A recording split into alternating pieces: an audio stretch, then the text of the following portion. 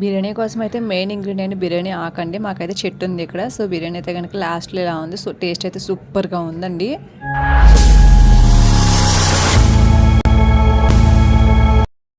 Hello all, welcome back to my channel Kanchanapani village. మీరు కనుక నా ఛానల్ని ఫస్ట్ టైం చూస్తున్నట్లయితే కనుక please like, share, subscribe and comment సెక్షన్లో కామెంట్ కూడా చేయండి. సో ఇది వచ్చేసి అయితే కనుక బిర్యానీ వేసుకుందామని అయితే కనుక నేను ఫస్ట్ పుదీనా కట్టలు తీసుకుని పుదీనా అయితే కనుక ఒలిచి పెట్టుకున్నాను ఇంటి పక్కన. తర్వాత అయితే బిర్యానీ ఆకు కోసం అయితే మా ఇంటి పక్కన చెట్టు అయితే ఉందండి. సో దానికి ఆకులు అయితే కనుక 4-5 లీవ్స్ అయితే కనుక తెంపి తెచ్చుకున్నాను. సో నెక్స్ట్ అయితే కనుక బిర్యానీ ఆకు, లవంగాలు అండ్ దాల్చిన చెక్క, మిరియాలు అండ్ యాలకులు, పుదీనా అయితే పక్కన పెట్టుకున్నాను. సో మా ఇంట్లో చిన్నపిల్లలు ఉన్నారు కాబట్టి వాళ్ళు ఆకులు తినలేరు కాబట్టి కొంచెం మిక్సీలో పుదీనా అండ్ లైట్గా తోటకూర ఉంటే దాన్ని మిక్సీ చేసేసి అయితే ఇలా మిక్సీ పట్టేసుకున్నామండి.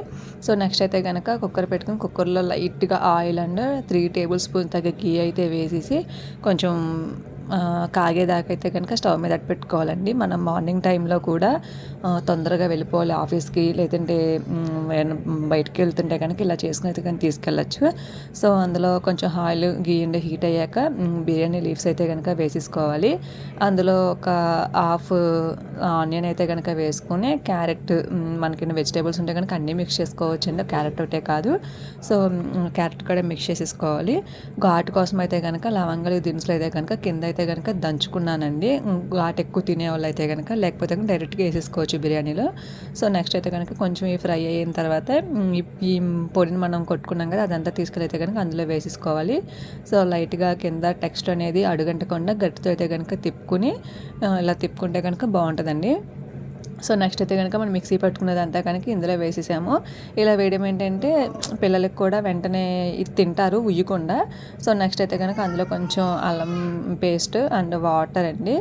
వాటర్ కూడా మనం ముందే వేసేసుకోవాలి. ఒక గ్లాస్ బియ్యానికి గ్లాసున్నర వాటర్ అండి. అదే 2 గ్లాసులు బియ్యం అయితే గ్లాసులు వాటర్ పడతాయండి. ఇదిగోండి మాకైతే ఈ గ్లాస్ అంటే కనుక డబ్బా సాలండి, అంటే బియ్యం కొలుస్తాం కదా ఆ గ్లాస్ టైప్లో. సో అలా వేసేసుకున్న తర్వాత అయితే తిప్పుకొని లైట్గా ప్లేట్ అని పెట్టేస్తే కొంచెం సెగలు వస్తాయి కదా అందులో నుంచి, అలాగైతే అటు పెట్టుకోవాలి అప్పుడు దాకా. సో ఇందాక మనం దంచుకునేది అయితే ఇప్పుడు వేసామండి ఇంకా కొంచెం ఘాటు కోసం. సో 1 టైం 2 టైమ్స్ అయితే కనుక తిప్పుకొని మనం లైట్గా మనకి టేస్ట్కి తగినంత ఉప్పు వేసేసుకుని ప్లేట్ అయితే కనుక పెట్టుకోవాలి. సో ప్లేట్ తీసేసిన అయితే అందులో అయితే కనుక కొత్తిమీర అయితే కనుక వేసేసామండి. సో వాటర్ వేస్తే కూడా కొంచెం వాటర్ అయితే వేసుకున్నామండి, అంటే అన్నం బీసుకుపోకుండా ఉండడానికి. సో నెక్స్ట్ అయితే కనుక ఇదైతే కనుక గ్లాసుడు బియ్యం అండి. గ్లాసుడు బియ్యానికి గ్లాసున్నర వాటరు. సో బియ్యం కూడా అంటే మనం నానబెట్టుకోకర్లేదు. సో అప్పటికప్పుడు డైరెక్ట్గా అయితే వేసేసుకోవచ్చండి, ఎక్కువసేపు నానకుండా.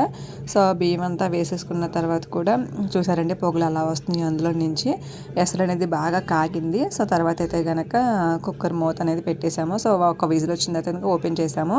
సో ఇలా అయితే కనుక టేస్ట్ అయితే కనుక నెక్స్ట్ లెవెల్ అండి. అది పుదీనా కూడా మిక్స్ చేసాం కాబట్టి చాలా బాగుంది. సో కుర్మా కూడా ఏం చేయలేదండి. సో ఇలా అయితే కనుక చాలా టేస్ట్ అనేది సూపర్ ఉంది. సో మీకు కనుక ఈ వీడియో నచ్చినట్లయితే కనుక please like, share, subscribe and comment సెక్షన్లో కూడా కామెంట్ చేయండి. So bye friends.